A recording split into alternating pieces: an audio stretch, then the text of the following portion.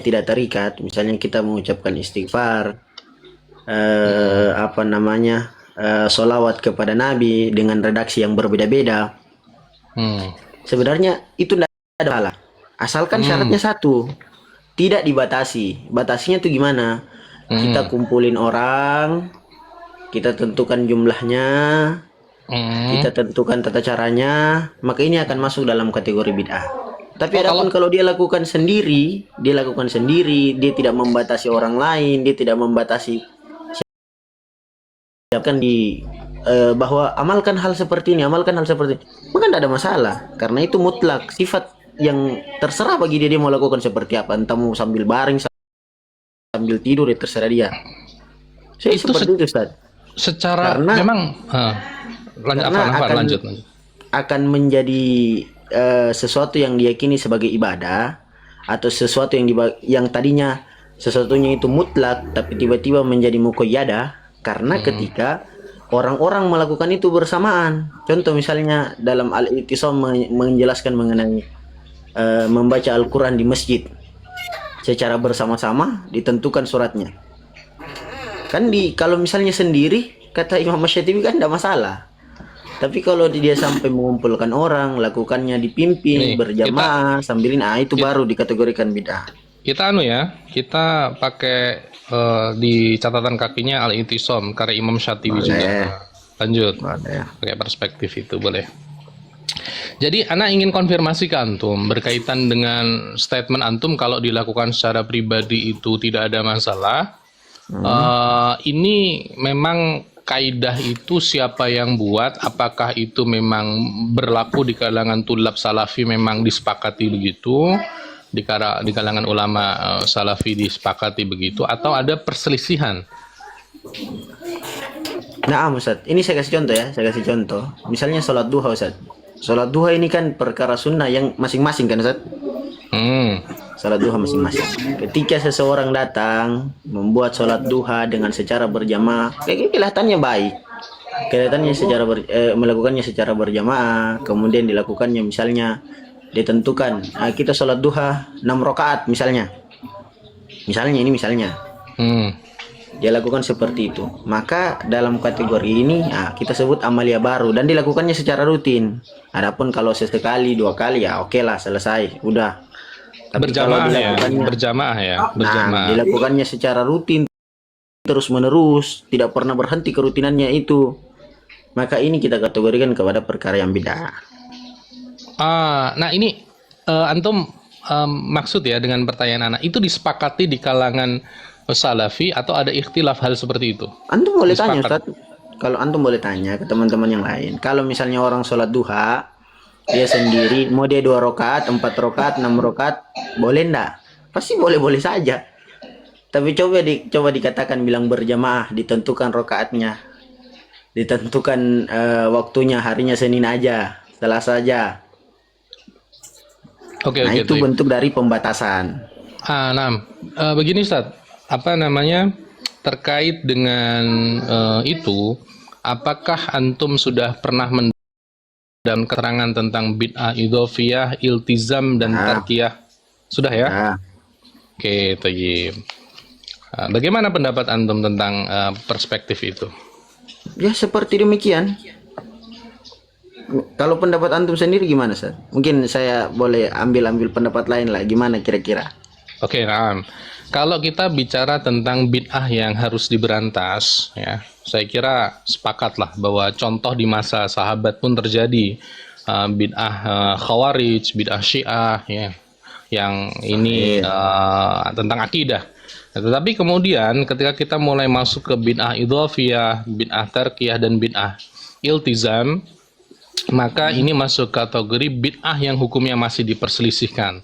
Bertanda, bertanda apa? Bahwa ini derajatnya berbeda dengan bid'ah yang tadi, ya kan? Nah, ini beda ya. Gitu, ini berbeda dengan yang tadi derajatnya. Pada bab ini ini masuk khilafun fikhiyun. Khilafiyah dalam permasalahan fikih. Nah, ketika namanya khilafiyah dalam permasalahan fikih, ketika ada kaum muslimin mau melakukannya tafadhol, tidak mau melakukannya tafadhol. Tetapi yang jelas Tetapi yang jelas sikapnya berbeda, ya, Nah. sikapnya berbeda. Misal ketika ada contoh yasinan, ya, yang setiap hari Jumat dilakukan oleh masyarakat kaum muslimin di Indonesia, ya. Ini kan masuk kategori, kalau kita melihat definisi, ini masuk kategori bid'ah iltizam, di mana di sana ada komitmen, ya. Komitmen berkaitan dengan waktu, tempat, ya kan, kemudian bacaannya, bahkan bilangannya. Nah, itu tetap perkara yang itu khilafun fikhiyun. Nah, di dalam permasalahan khilafiyah fikih bagaimana? Anda bawakan maroji, ya. Nah, Di dalam silakan. masalah khilafiyah fikih. Ini sebagai hasanah saja, kalau berbeda ya nggak apa-apa. Nggak apa-apa, Ustaz. Biasa itu. Saya mah santai.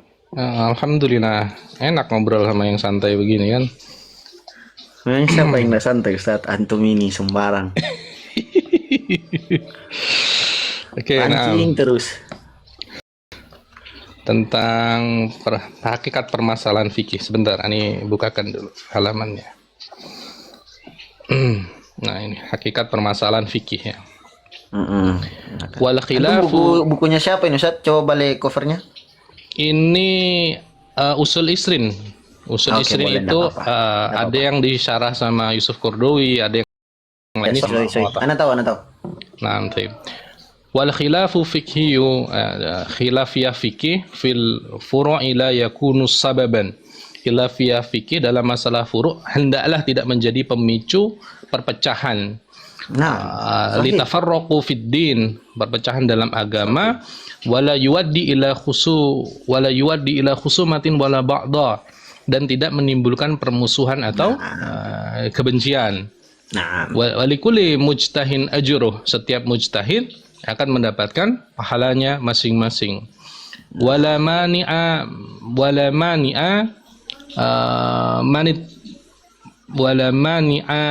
minat tahqiqil ilmi an-nazihi fi masailil khilafi fi dhalil hubbi fillahi wa ta'awanu 'alal wusul ila al-haqiqah min ghairi ay yajurra dhalika ila al-mira'il madhmum wa ta'assub. Tidak ada larangan dalam melakukan penelitian yang objektif mengenai persoalan khilafiyah dalam suasana saling mencintai karena Allah dan saling menolong untuk mencapai kebenaran yang hakiki. Penelitian tersebut tidak boleh menyeret kepada perdebatan tercela dan fanatisme buta.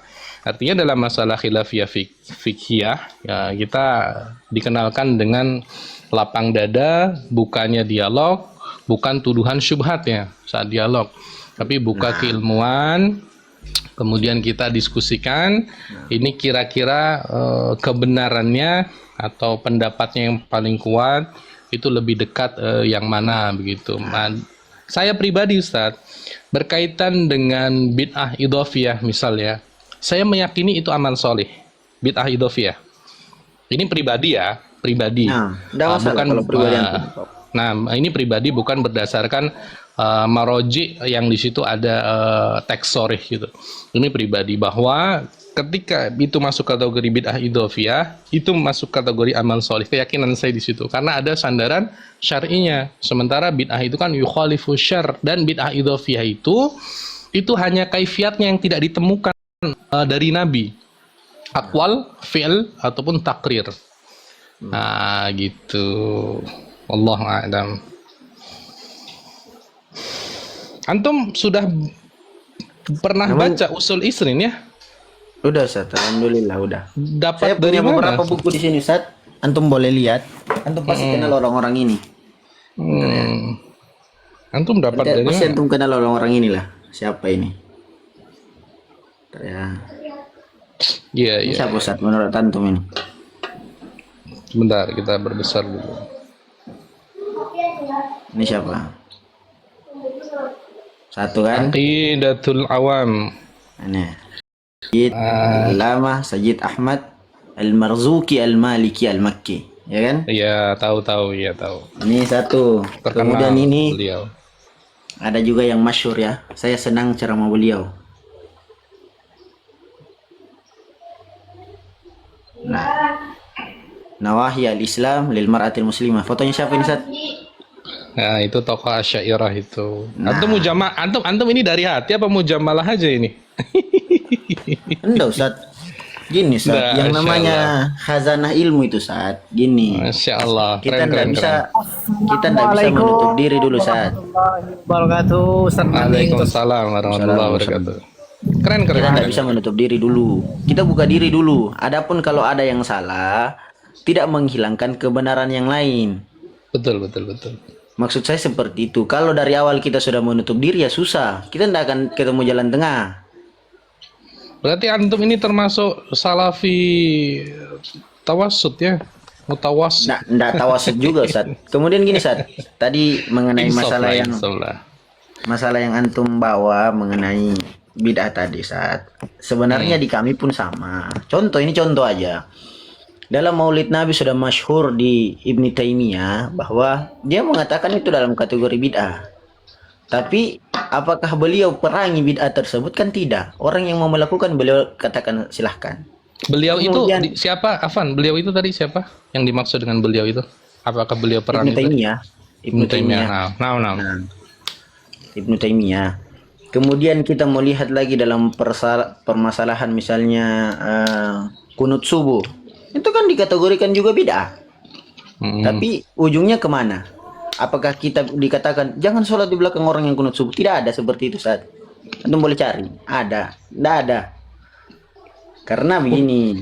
Dalam Tapi kalau permasalahan ngajarin tidak mengamini itu memang ada ya pendapat itu kan kayak Ustadz Yazid Jawas itu Anda temukan begitu dalam videonya. saya belum temukan Ustaz, saya belum temukan. Saya Nanti pernah coba cari. temukan.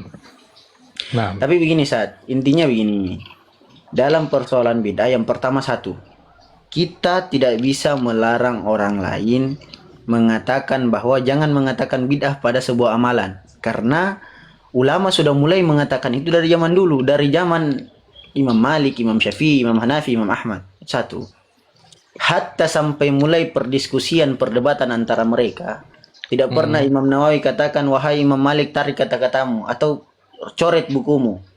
Persoalan bid'ah kan tidak pernah. Jadi kita harus hargai itu dengan bersamaan dengan iqamatil hujjah. Antum dirikan hujjah antum bahwa oh ini Maulid Nabi boleh. Maulid Nabi sunnah, Maulid Nabi mustahab. Nah, antum dirikan. Tapi perkara orang lain mau mengatakan itu bid'ah, dia punya dawabit atau dia punya qawaid tersendiri. Yang masalah ketika sudah masing-masing menetapkan qawaid, ada maulid, pergi bubarkan. Kalau itu jelas salah. Kita harus sepakati itu. Kita harus sepakati itu bahwa ketika ada maulid orang datang bawa senjata tembak semua, itu kita harus sepakati itu salah. waduh. Iya. Kita harus sepakati bahwa Bisa ya Itu itu perkara yang ada ya. Ada kemungkinan itu bisa terjadi sampai ya. pasti ada Ustaz, pasti ada. Karena begini Ustaz, Subhanallah. kita ini berada di akhir zaman. TikTok ini menyala terus, dari sana panas-panasin, dari sini juga panas-panasin. Baru yang panas-panasin bukan ahli ilmu, Iya. awam semua. Orang di atas lagi bahas ilmu di bawah, wah, Altof Banci, Hilman ini, nah, kan panas-panasin itu namanya. Betul. Kemudian begini Ustaz. Satu tadi yang pertama kita harus sepakat bahwa yang namanya bidah kita tidak bisa melarang orang. Itu bentuk insaf bahwa kita boleh baca kitab-kitab dalam perdiskusian bantahan-bantahan mengenai ini bid'ah dan tidak. Imam Nawawi bantah mazhab Maliki. Itu hal biasa. Kemudian yang kedua Ustaz, kita harus sepakati bersama bahwa yang namanya kita harus sepakati bahwa wa iyyakumul muhdatsatil umur. Bahwa kita harus berhati-hati dalam perkara bid'ah. Kemudian kita juga dapati dalam I'anatul Talibin, kata beliau, ketika ini didapatkan bid'ah munkarah atau perkara ini dalam perkara bid'ah, maka meninggalkannya adalah sebuah sunnah. Kita harus sepakati itu, meninggalkannya adalah sebuah sunnah. Sebentar Maka- Ustaz, ana masih agak iskal meninggalkan bid'ah adalah sunnah. Nah, Sahih. ini landasan berpikirnya antum ambil dari hujah yang seperti apa? Antum boleh baca di I'anatul Talibin, nanti silahkan dibuka saja. Satu lembar di dalam pembahasan yang sama mengenai tahlilan itu. Antum silakan baca aja. Nah, jadi Antum tidak bisa datangkan Ustaz. Maksudnya tidak harus berbentuk tekstual. tapi lebih ke argumentasi nggak apa-apa, tidak harus teksnya didatangkan. Karena Kita cari dulu ya kalau begitu. bagi ana burhan itu penting bagi ana ya. Nahnu natahadats bidalil wal burhan. Cuman begini Ustaz, Hmm. saya sebenarnya agak malas kalau mau ini. Kita diskusi biasa ya, ini bukan Iya, bukan betul. debat ya. Kalau ada anak antum ana lindungi dari tajamnya teman-teman yang nanti misal ada gitu kan. Saya tuh Ana sebenarnya lindungi. malas. Karena anak kenal antum, anak tahu antum bisa diajak ngobrol. Nanti kalau ada teman-teman yang misal tajam, aneh lindungin. Ahlan wa sahlan teman-teman para ustadz ya kan. Ustadz Andir, Ustadz Abu Syannum, Mbak Afnan, Bapak Alim, Bapak Cila, kita. Jadi Ana itu seneng Ustadz kalau ada Ustadz Salafi yang bisa diajak dialog. Seneng Ana, seneng. Karena bagi Ana mau itu aswaja ataupun Salafi, kalau ada hasanah pemikiran Islam, entah itu Ana terima atau Ana tolak, tetapi sakofahnya itu pasti Ana ambil. Antum paham lah ya, sakofahnya Ana ambil.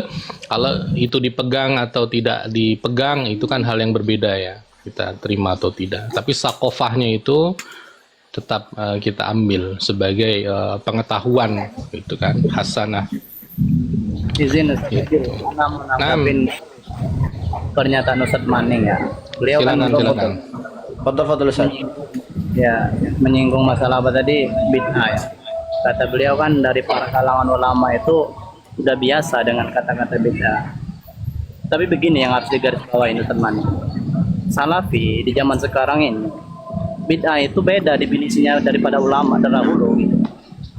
Itu sih yang jadi permasalahan Ustaz. Nah, gini Ustaz Abu Syannum. Definisi dari para ulama dahulu nggak seperti apa yang digaul-gaulkan Salafi sekarang Ustaz. Iya, saya jawab Ustaz ya. Ya. Sebenarnya kita tidak bisa salahkan. Kenapa? Imam Syatibi juga sudah melakukan itu. Meskipun dalam secara hakikat beliau bedakan bid'ah idofi dan bid'ah hakiki. Antum boleh lihat bab selanjutnya itu beliau membahas kullu bid'atin dolalah. Itu bab yang beliau tulis.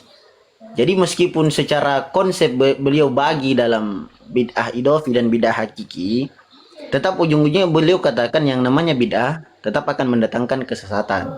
Antum boleh baca bukunya.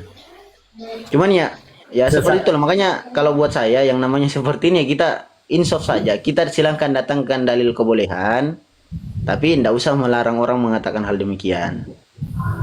Karena insya Allah orang-orang yang menonton juga akan tahu, oh dalil ini bisa deh kayaknya saya ikuti, dalil ini bisa deh saya ikuti. Tinggal antum. Tadi Ustaz Maning, Ustaz, kalau kita sekarang itu menyalahkan orang lain. Ustaz Andir dulu, bentar dulu Ustaz Andir. Apa nih, ada izin minta waktunya sebentar, ini udah isa soalnya. Tapi begini Ustaz, kalau kita mengambil dari apa yang banyak di kalangan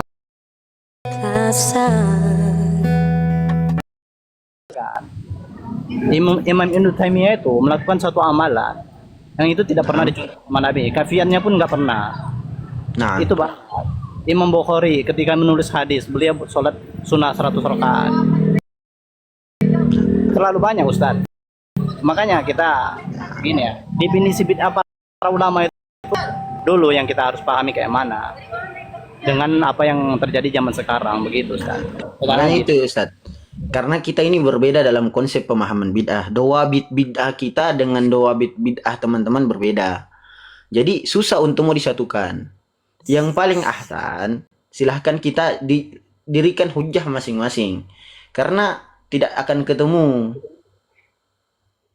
Karena ketika dawabit berbeda, karena begini, contoh saja dalam 4 mazhab, dalam dawabit berbeda akan menghasilkan hukum berbeda dalam sebuah permasalahan. Dalam itu saja kita sudah melihat bahwa ya seperti inilah masalahnya kita sekarang. Cuman ya kita berusaha. Ya dalam artian kita buka ruang diskusi supaya orang tahu. Mereka melakukan sebuah amalan ya harus ada hujah. Jangan sekedar bikin-bikin saja. Kalau mereka kuat dengan hujah yang antum bawakannya, alhamdulillah. Tapi apa harus terus-terusan begini Ustadz, berselisih gini? Apakah yang selama ini Aswaja lakukan itu nggak ada hujahnya gitu Ustaz? Ada Bukan kayak Ustaz. semua hujahnya gitu. Ada. Makanya saya bilang, hatta hujahnya sudah ada, tapi dawabit konsepnya berbeda. Yang sudah mengatakan bidah tidak bisa mengatakan itu menjadi sunnah, Ustaz. Maksudnya seperti itu saya. Iya, iya, iya. Anak paham maksud Ustadz Maning. Ya, kita bongkar hujah saja. Nah, Ustadz Maning berkaitan dengan hujah makna kullu di kullu bid'atin dolalah. Apakah antum pernah mendapatkan hujah yang diambil daripada salah satu contoh di Quran surah Al-Kahf, ya kan? Gimana itu, Yakni Ustaz mau ini nih, kulla safinah. Ini kan? Antum pernah dapat belum bahwa salah satu nah ini berarti Anda sampaikan ke antum ya dan teman-teman semua ya. Artinya di sini disebutkan sebagai kulla safinah. Nah, kalau kita yang umum ya, yang umum difahami teman-teman salafi, kullu itu kan semuanya. Ya kan? Tetapi nanti tafadhol antum cross check ya kan di Al-Kahfi ayat 79. Apakah kulla yang dimaksud ini adalah seluruh kapal? Ya kan? Apakah yang dimaksud ini seluruh kapal? Gitu kan? Ini pertama kali akhirnya ini yang membuat Ani terbuka bahwa hasil penelusuran yang saya lakukan, tapi saya tidak dokumentasikan ya. Kulla safinah di sini ini tidak seluruh kapal. Hanya saja kapal-kapal yang baik yang diambil secara paksa.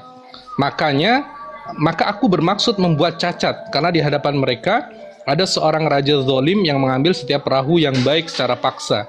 Makanya dicacatin tuh kapal. Kapal-kapal yang punya cacat itu tidak diambil sama raja yang zalim itu tadi. Nah, ini kosakatanya kulla. Ini salah satu hujah daripada kullu, artinya tidak semua kapal. Kemudian apakah sudah sampai kepada antum argumentasi berkaitan dengan Nabi Musa alaihissalam yang diperintahkan Allah untuk mencacah-cacah burung, kemudian meletakkan di setiap gunung, ya kan? Antum paham itulah ya, tentang kisah ini. Nah, diperintahkan Allah untuk meletakkan di setiap gunung.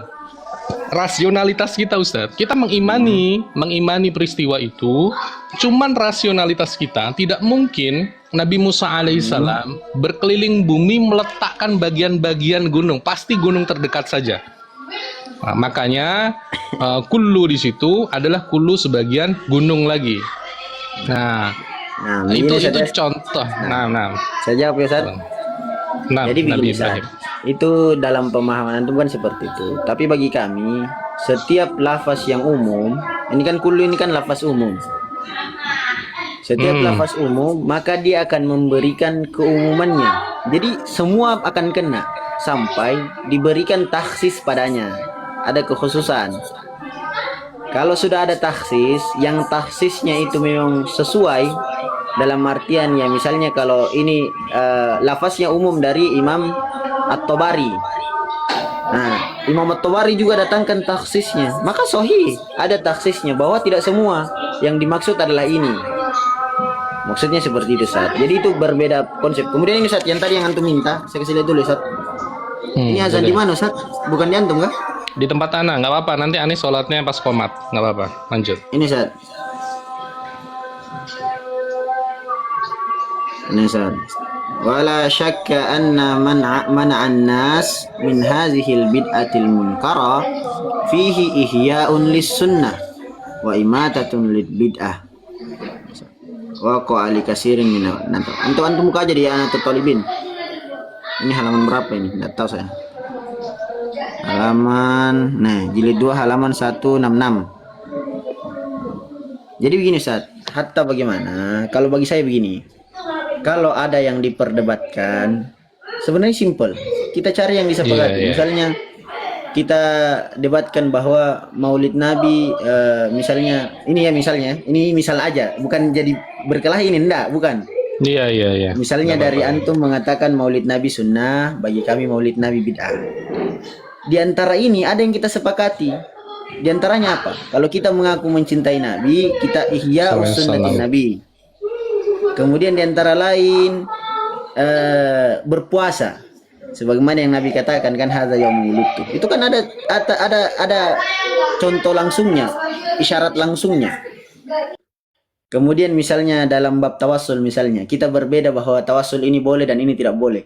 Tapi ada yang kita sepakati bahwa tawasul dengan asma wa sifat boleh, tawasul dengan amal soleh sendiri boleh, tawasul kepada orang yang hidup boleh. Kan ini ada yang kita sepakati, Ustaz. Nah, kalau saya seperti itu menyikapinya. Adapun kalau misalnya yang tidak bolehnya mau dilaksanakan, ya silahkan iqamatil hujjah. Karena ketika itu nanti akan dipertanggungjawabkan masing-masing.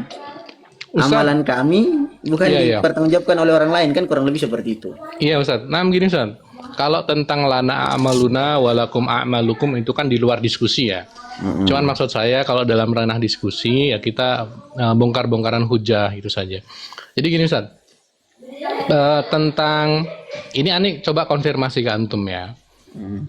Kita ini yang di luar Salafi Wahabi itu melihat bid'ah itu bukan objek hukum gitu loh, bukan objek hukum. Bid'ah itu objek hukum. Nah tapi kalau teman-teman Salafi Wahabi itu kok begitu bid'ah itu seolah-olah itu adalah hukum.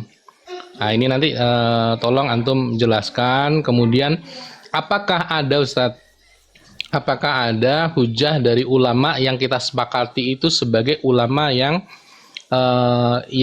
berhak untuk didengar pendapatnya berkaitan dengan syarah kullu di sana, gitu kan? Yang kita sepakat tuh, bukan ulama yang kita tidak sepakati kan? Antum Gitu kan, kalau ada mau kan? cari kullu itu ya silahkan baca Imam Syatibi aja.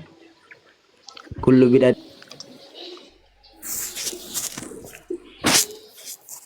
Kemana beliau?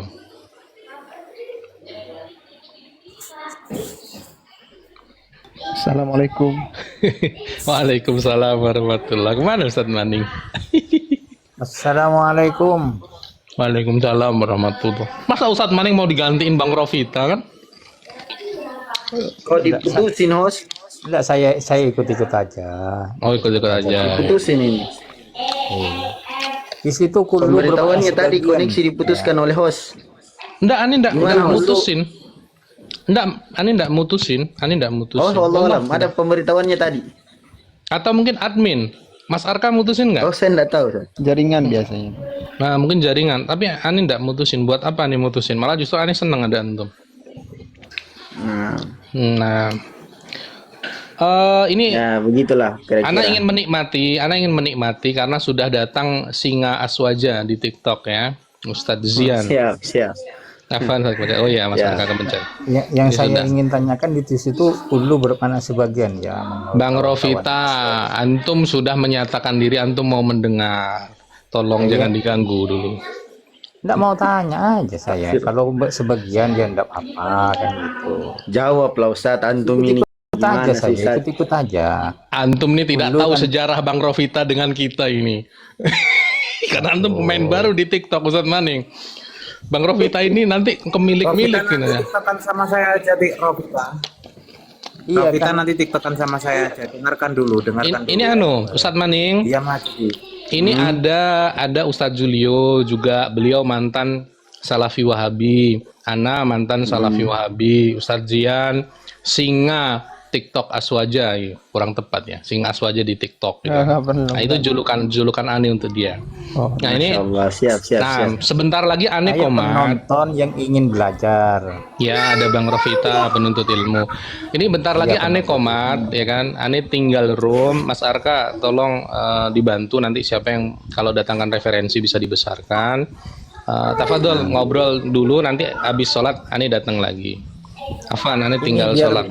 Biar penuntut ilmu tidak bingung, saya juga ingin belajar kan. Boleh. Ini yang menggantikan Ustadz Sabili siapa ya sebagai moderatornya gitulah biar enak. Mbak Afnan boleh. mengalir aja bang, mengalir aja. Jangan Mengalir mengalir. aja, Ustaz. Enggak apa-apa, Ustaz. Enggak Santai aja. kondusif nanti. Aman Nanti aja. rebutan-rebutan. Ya boleh Ini saya saya pribadi memilih untuk diam ya kalau tidak ada moderator ya. Apalagi ada Bang Rofita. Silakan. Saya malah Ustaz. gini. Saya Oh, malah begitu, gini, Ustaz. Ustadz Zian. Apa Saya ya jangan menganggap- begitu Bang Maning. Antum belum pernah ngomong sama beliau saja mungkin. Sudah, saya sudah pernah Atau ngomong gini. sama beliau. Ya, kalau sudah Kita gini bisa Ustaz, dimaklumi. Ustaz Zian aja dengan Bang Maning aja lah, yang lain yang pencari ilmu mendengarkan dulu gitu. Oh, boleh kalau gitu. Biar sama-sama